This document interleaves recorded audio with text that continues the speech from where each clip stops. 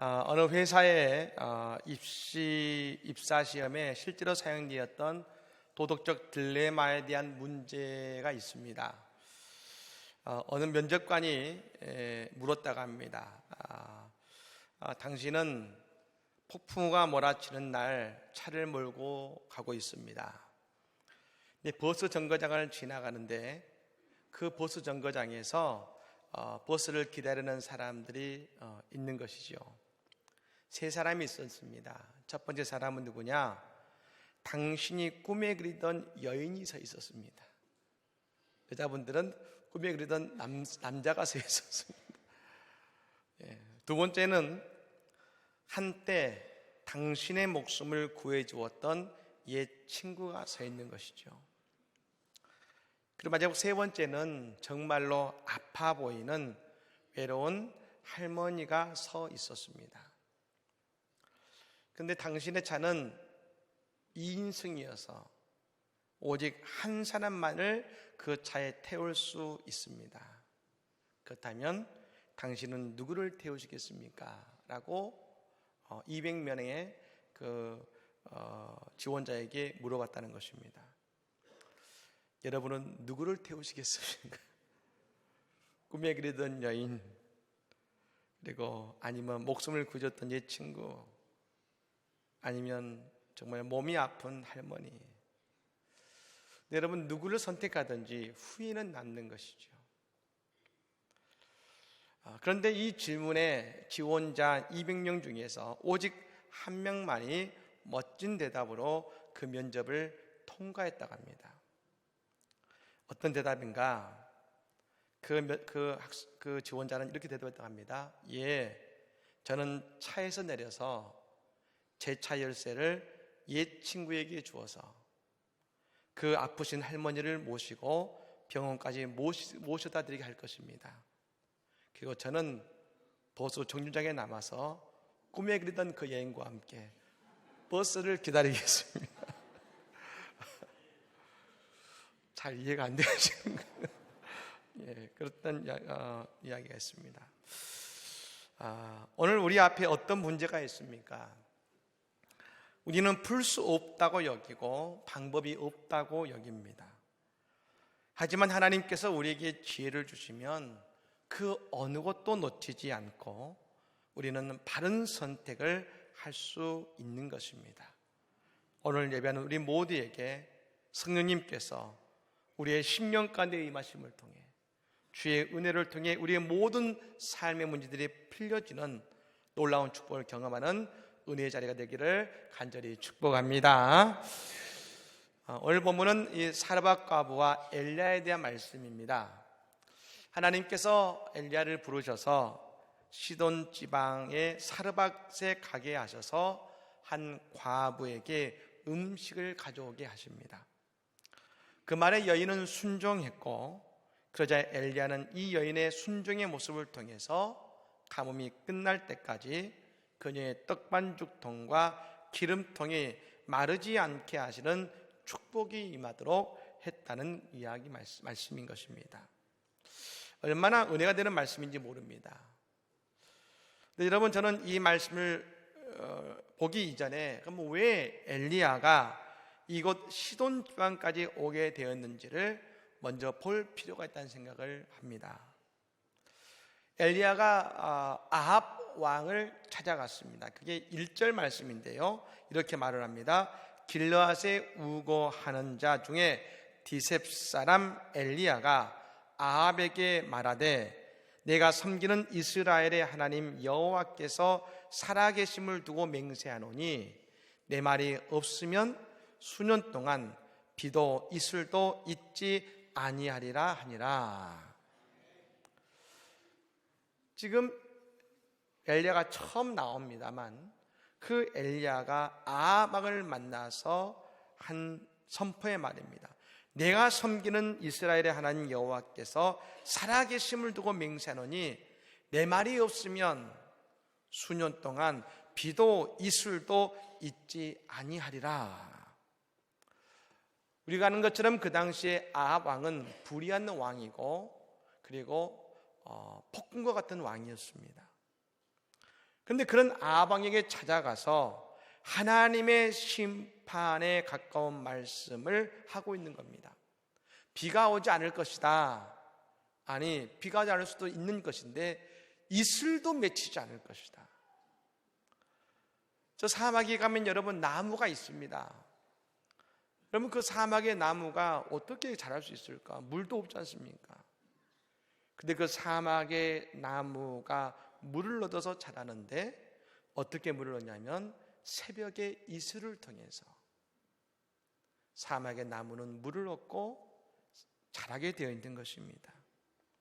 근데 오늘 말씀합니다. 그 비도 오지 않지만 이슬도 맺히지 않을 것이다.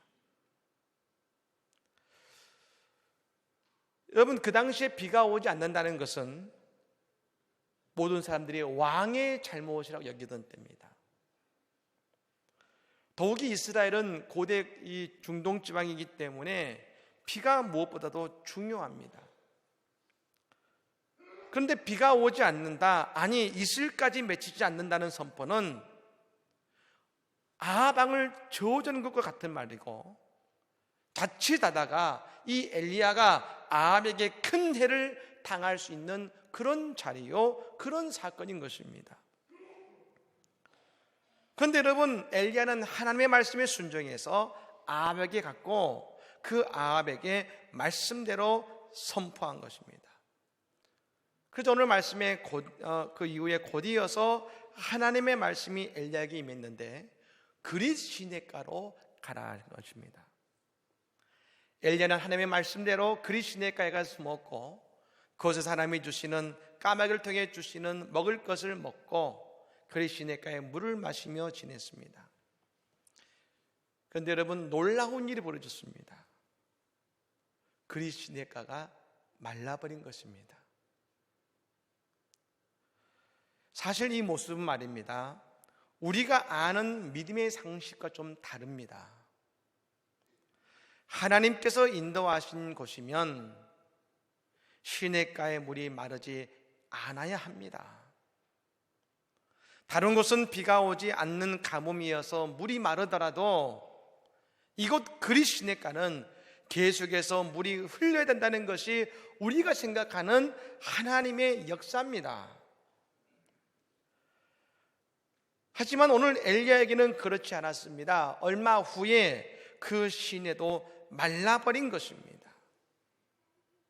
예, 우리에게도 하나님께서 주신 그릿 시냇가가 있을 수 있습니다. 그런데 문제는 우리는 늘 그 그릿 시냇가에 그냥 머물러 있으려 한다는 것입니다.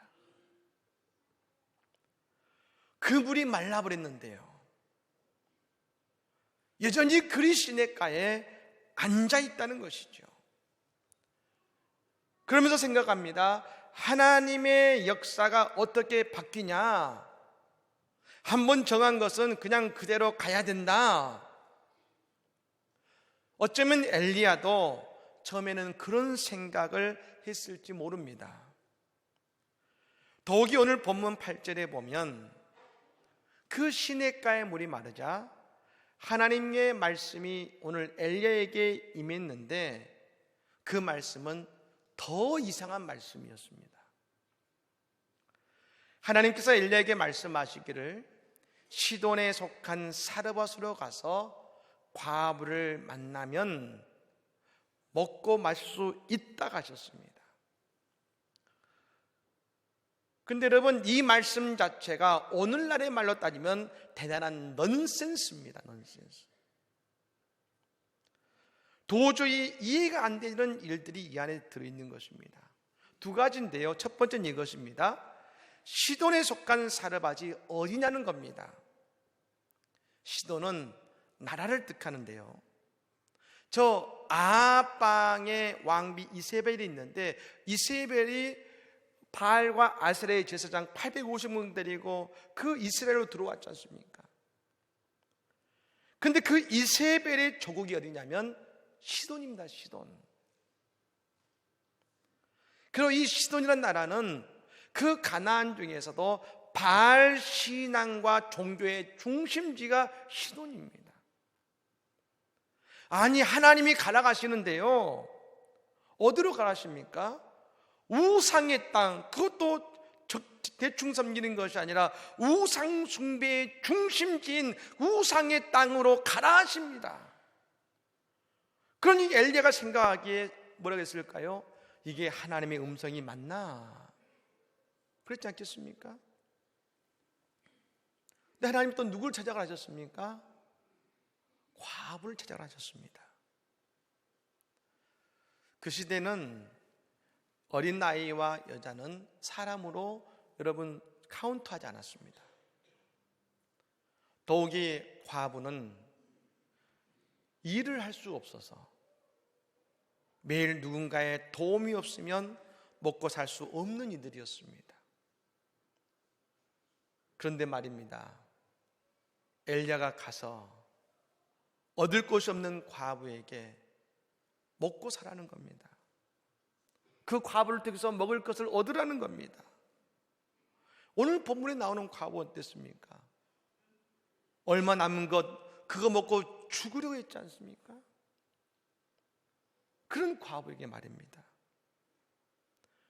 그러니 우리 같으면 그냥 저 그리 시냇가가 답이다, 하나님의 역사는 변하지 않는다면서 그곳에 앉아 있었다면 말입니다, 아마도 엘리야는 그 이스라엘 땅에 있는 모든 사람들처럼 먹지도 마시지도 못했을 것입니다.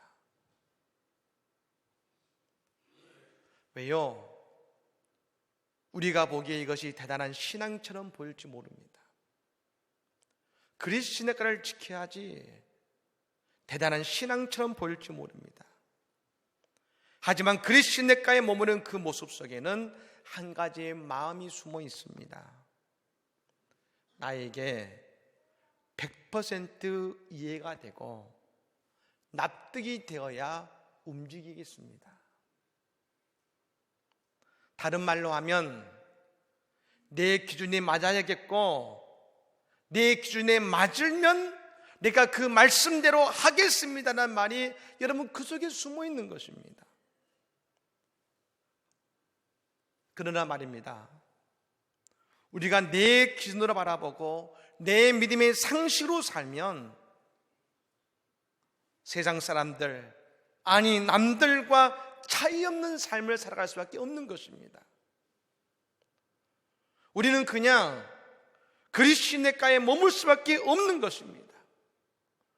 오늘 우리의 삶에서 내 삶의 기적은 일어나지 않는 것입니다. 하지만 우리가 하나님의 기준을 가지고 살아간다면 우리는 내가 예상치 못하는 떡반죽과 기름병의 축복을 누리게 될 줄로 믿습니다. 여러분, 그래서요, 우리가 내 생각의 한계를 뛰어넘기 위해 내 믿음의 상식을 뛰어넘기에 필요한 중요한 한 가지가 있습니다. 그것이 바로 순종이라는 것입니다. 오늘 우리가 내 삶의 터전에서 벗어나지 못하는 이유가 뭘까요? 늘 내 생각과 내 기준대로 살아왔기 때문 아니겠습니까? 우리가 내게 주신 하나님의 말씀에 순종하며 그 말씀이 이해할 수 없을 때라도 감사하며 나아갈 때에 우리의 삶에는 위대한 기적 역사가 일어나게 될 줄로 믿습니다.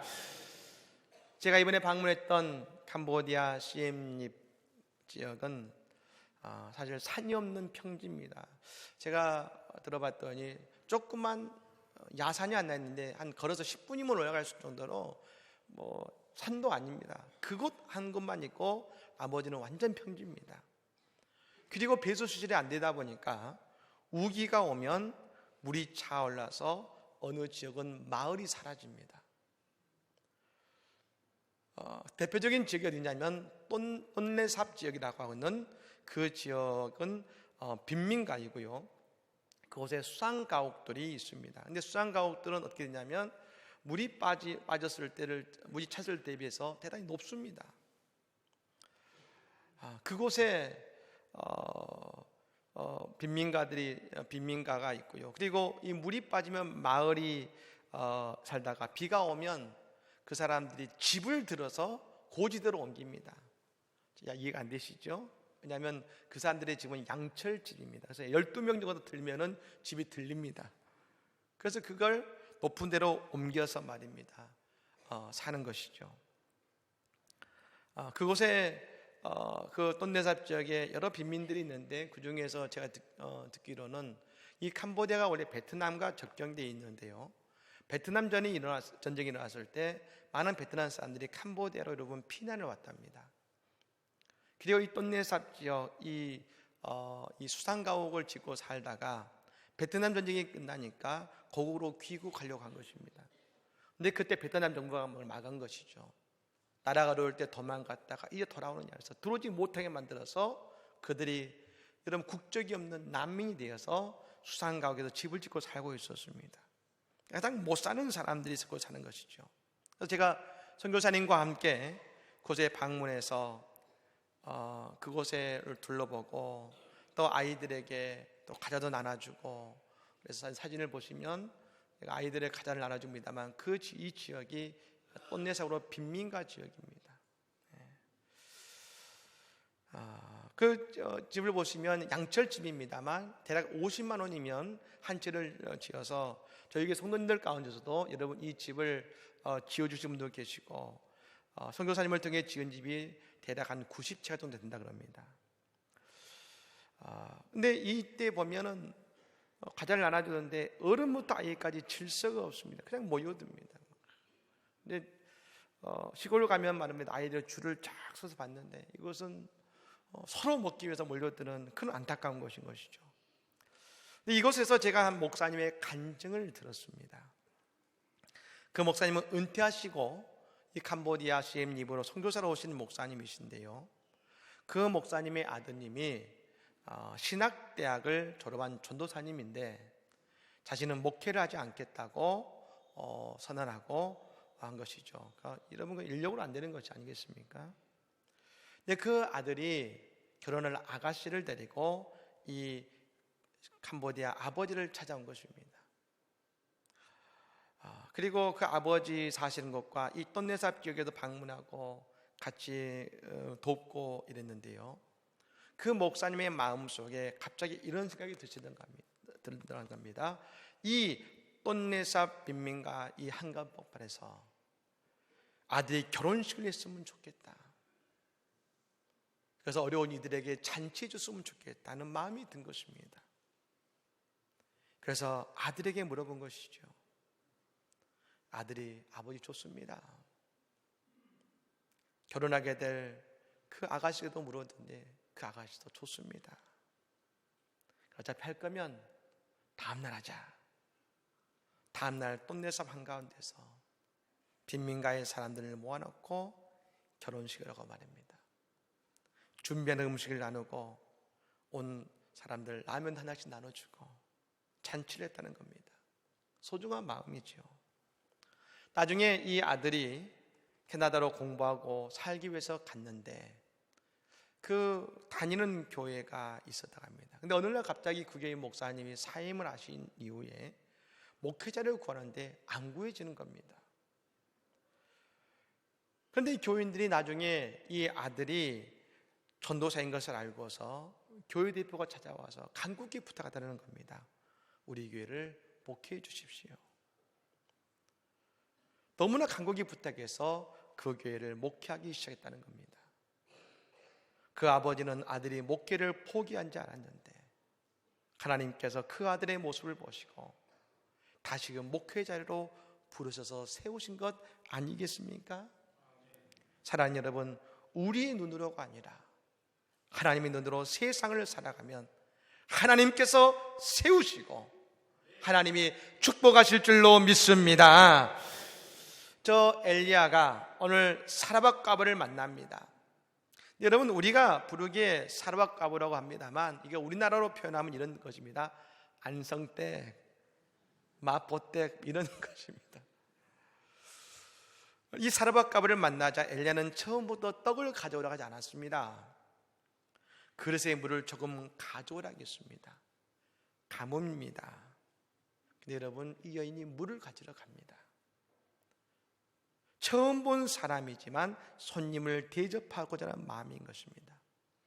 근데 그 모습을 보자마자 엘리야는 다시 말합니다. 내 손에 떡 한 조각을 내게로 가져오라. 이 말씀이 사르밧 과부의 집에 통에 가루와 기름병의 기름이 마르지 않게 하시는 하나님의 축복을 누리게 된 이유가 된 것입니다. 그런데 여러분, 저는 이 사르밧 과부는 축복받을 만한 행위를 했기 때문에 그녀가 복을 받았다고 믿습니다.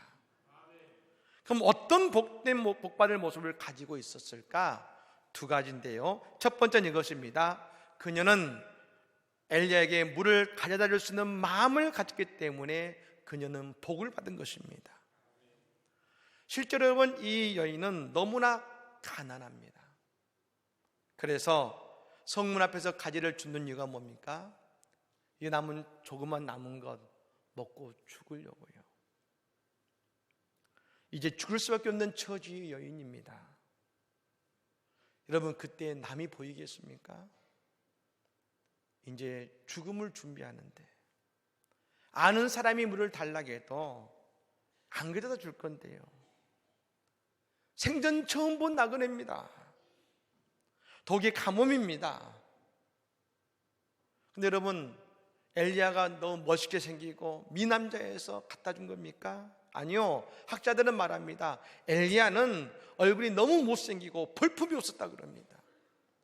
그리고 그 먼 길을 걸어왔으니 온 몸이 먼지투성이 아니었겠습니까?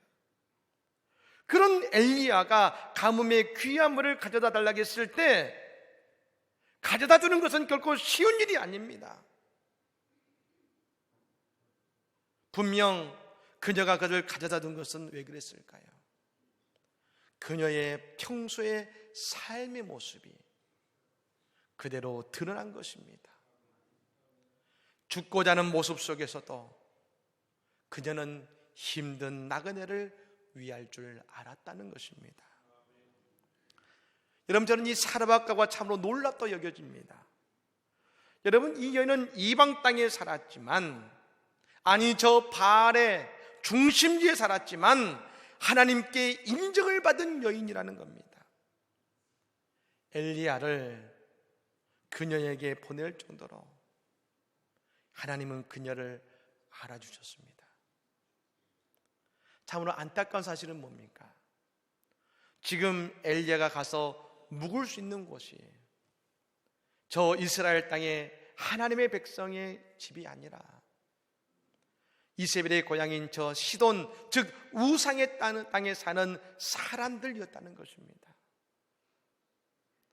그런데 그곳에 산다 할지라도 하나님은 복받을 만한 여인을 보고 계셨다는 것이죠.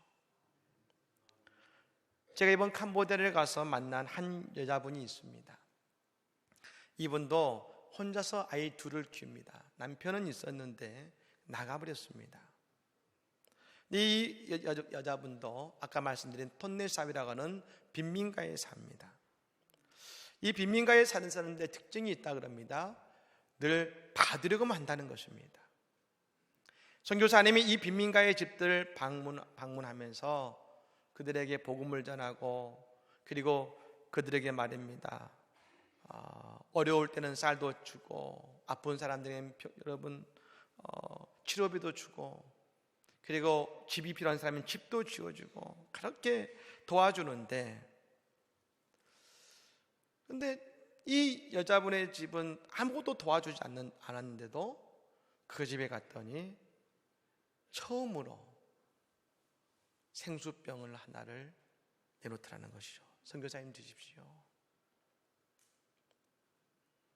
많은 사람을 도와줬지만 아무도 물병 하나를 내놓지 않았는데, 물 한 잔 주지 않았는데 생수병 하나를 내놓으면서 선교사님 드십시오. 또 나중에 손님들을 모시고 가서 그 집에 갔더니 손님 수만큼 그 물병을 내놓더라는 것이죠. 대접하더라는 것입니다. 그것에 누구 하나 물 한 잔 내놓지 않았는데 그 모습에 선교사님이 큰 감동이 되어서 누구보다 적극적으로 여자분의 가정을 도와주게 됐다는 것입니다. 나중에 다른 선교사님의 사모님이 심근경색으로 병원에 가셨을 때에 이 여자분이 그 사실을 알고서 선교사님께 와서 20불을 내놓더니 그분께 병원비에 보탰으면 좋겠습니다. 선교사님들은요, 여러분, 보험이 안 되십니다. 그러니까 병 아프시면 10,000원 정도 들어가는데 우리나라 따지면 뭐 2만 원 좀 넘는 돈인데 큰 도움은 안 되죠. 그런데 여러분, 이 여인의 한 달 월급이요 8만 원 조금 넘습니다. 그 가운데 2만 원을 내놓는 거예요. 그 사실을 선교사님이 다른 캄보디아 사람들에게 이야기하니까 말입니다, 깜짝 놀라다는 겁니다. 엄청난 일입니다. 작은 물병 물 한 병이지만 그 작은 정성과 섬김이 선교사님께서 믿고 일을 맡기고 말입니다, 또 그 가정의 자녀들을 도와주는 큰 도움을 받게 되는 그런 복을 이 여인이 지금 받고 있는 것입니다. 저는 그런 생각이 들었습니다. 이 여인은 복받을 만한 사람이구나. 오늘 사라밧 과부는 어떻습니까? 죽으려고 하는데 나그네를 위하여 물을 떠올리는 여인, 그 여인도 복받을 만한 복된 모습 아니겠습니까? 우리의 신앙생활이 우리에게 주는 가장 큰 유익이 뭘까요? 하나님께 복을 받을 만한 삶의 모습을 가지게 된다는 것, 여러분, 그것이 우리의 신앙생활임을 믿으시기를 바랍니다. 그래서 여러분들, 우리에게 말입니다, 사라밧 과부와 같은 성김의 모습이 있게 되고 그 신앙의 모습으로 나아갈 때에 주님의 놀라운 축복이 우리 모두에게 임하게 될 줄로 믿습니다. 또 한 가지 여인은 우상의 땅 바알의 땅에 살고 있었지만 하나님 신앙을 가지고 있었다는 겁니다. 오늘 12절 말씀입니다. 같이 읽어볼까요? 12절 말씀을 같이 읽습니다. 그가 이르되 당신 하나님 여호와께서 살아계심을 두고 맹세하노니 나는 떡이 없고 다만 통에 가루 한 움큼과 병에 기름 조금뿐이라. 내가 나뭇가지 둘을 주워다가 나와 내 아들을 위하여 음식을 만들어 먹고 그 후에는 죽으리라. 아멘. 이 여인은 하나님을 이렇게 고백했습니다. 따라해 볼까요? 살아계신 하나님, 살아계신 하나님, 믿으십니까? 여러분, 우상의 땅에서 그는 여인은 고백합니다. 하나님의 살아계신 하나님이라고 고백합니다. 그런데 이 살아계신 하나님의 고백이 나중에 그녀에게 놀라운 축복으로 되돌아옵니다. 열매 맺게 됩니다. 17절 여러분 이하에 보면 어느 날 갑자기 사라밧 과부의 아들이 죽습니다. 이유가 없어요. 너무 갑작스런 죽음입니다. 그런데 여러분, 엘리야를 통해 이 아들이 살아납니다. 왜요? 그녀의 고백 속에 하나님의 축복의 힌트가 있었습니다. 여호와께서 살아계심을 두고 맹세하노니, 그녀는 하나님의 살아계심을 믿는 믿음의 선포를 하는 복받을 말을 하고 있다는 것입니다. 여러분, 잘 되고 싶으십니까? 문제에서 해결받고 싶으십니까? 살아계신 하나님을 고백하시기 바랍니다. 그리고 하나님이 지금 나와 함께 하신다고 고백하게 되실 때에 우리의 말과 우리의 고백이 복 있는 말, 축복된 인생으로 우리의 삶이 바뀌어지게 될 줄로 믿습니다.